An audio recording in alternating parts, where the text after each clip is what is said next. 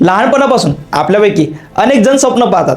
कोणी डॉक्टर व्हायचं, कोणी इंजिनियर व्हायचं, कोणी अधिकारी व्हायचं.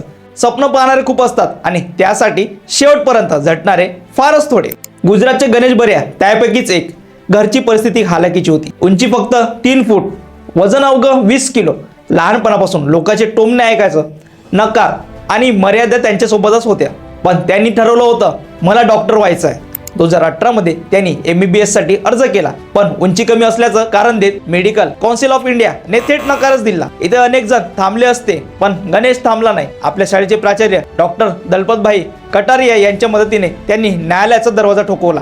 गुजरातच्या हायकोर्टनेही नकार दिला, तरी सुद्धा त्यांनी हार मानली नाही. शेवटी सुप्रीम कोर्टचा दार ठोकवला. 4 महिन्याच्या संघर्षानंतर कोर्टाने स्पष्ट सांगितलं, उंची कोणाच्याही स्वप्नाला थांबू शकत नाही. गणेश यांना MBBS मध्ये प्रवेश मिळाला, पण संघर्ष इथे संपला नाही. लॅबपर्यंत पोहोचणं, क्लासमध्ये बसणं आणि इंटर्नशिपच्या जबाबदाऱ्या, प्रत्येक गोष्ट त्यांच्यासाठी कठीणच होती. पण त्यांनी प्रत्येक अडचणीवर मात केली. आज गणेश बऱ्या गुजरात सरकारमध्ये मेडिकल ऑफिसर म्हणून काम करत आहे.